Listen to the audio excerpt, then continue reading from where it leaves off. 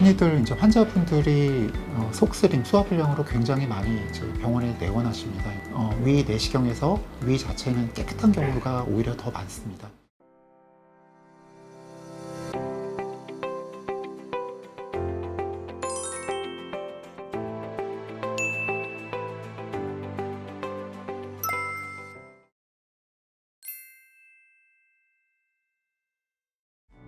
네, 안녕하세요. 저는 상계백병원 근무하는 소화기 내과 최정민이라고 합니다. 제 전공 분야는 위장관입니다.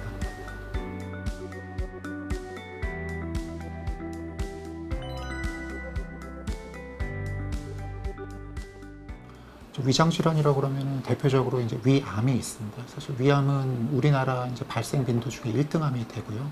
그래서 원인으로 따지면 이제 한국인의 많은 이러한 질환들 중에 이제 짜게 먹는 식습관, 또 매운 것을 먹는 식습관, 이런 게 이제 영향이 있다고 그러는데요.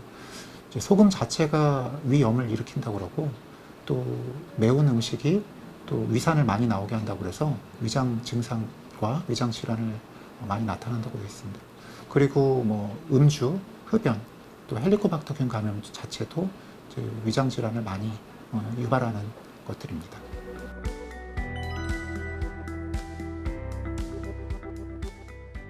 위염이라고 그러면 이제 굉장히 광범위한데요. 이제 저희가 분류하기로는 이제 급성 위염과 만성 위염으로 나눕니다. 이제 급성 위염이라고 그러면 저희가 뭐 항생제를 먹거나 갑작스러운 스트레스, 뭐 과도한 음주 후에 위내시경을 해보면 이제 위가 묽어지고 염증이 생기는 걸 말합니다.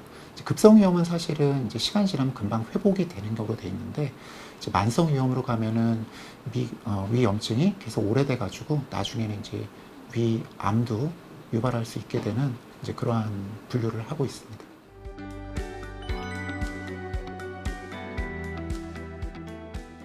흔히들 이제 환자분들이 속쓰림, 소화불량으로 굉장히 많이 이제 병원에 내원하십니다. 이제 본인이 위험 증상이 있다라고 해서 내원을 하시는데, 그런 분들을 이제 내시경 검사를 해보면 사실은 위 내시경에서 위 자체는 깨끗한 경우가 오히려 더 많습니다. 이제 이런 경우를 이제 기능성 소화불량이라고도 하는데요.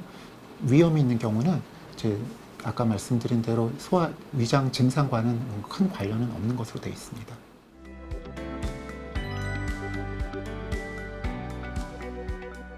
이제 오랫동안 위에 염증이 지속되면 이제 위암을 일으킬 수가 있습니다. 대표적으로 이제 염증이 오래된 경우를 이제 만성 위축성 위염이라고도 하고, 또 장상피 화생이라고 그러는데요. 오랜 동안 염증이 생긴 경우에 이런 경우에 이제 암으로 되는 확률이 있습니다.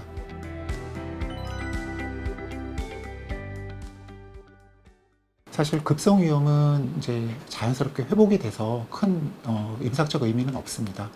하지만 이제 만성 위염 중에 이제 아주 염증이 오래돼서 위 점막이 변화된 이제 만성 위축성 위염과 장상피 화생인 경우에는 사실은 치료약으로 이것을 회복하는 것은 현재까지는 발견되지 않았습니다.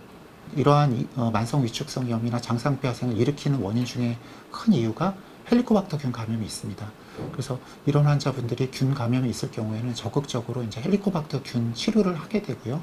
더 중요한 거는 현재로서는 이제 예방약은 없기 때문에 만약에 질병, 예를 들어 위암이 생겼을 경우에 빨리 진단을 하고 빨리 치료를 하는 게 더 중요하다고 생각됩니다. 이제 그런 의미에서 이런 질환이 있을 경우에 위내시경 검사를 적극적으로 규칙적으로 받는 것이 더 중요하다고 생각합니다. 환자가 느끼는 이제 소화불량 증상과 어떤 특정한 질환, 위암, 위염 또는 위궤양 이렇게 나타나는 이렇게 같이 있는 경우는 사실은 많지는 않습니다. 그래서 증상만으로 어떤 진단을 하기는 상당히 어려운 게 이제 위장 질환인데요. 또 위암 예방 또는 위염 예방을 하기 위해서는 정기적으로 위내시경 검사를 1년 또는 2년 내에 정기적으로 규칙적으로 받는 게 굉장히 중요하다고 생각합니다. 그리고 이제 음식과 관련해서는 짠 음식 또는 매운 음식, 그리고 또 과음, 또 흡연, 그리고 또 정신적, 육체적 스트레스를 줄이는 것도 이러한 우리 위장 질환을 줄이는 데 도움이 된다고 생각을 합니다.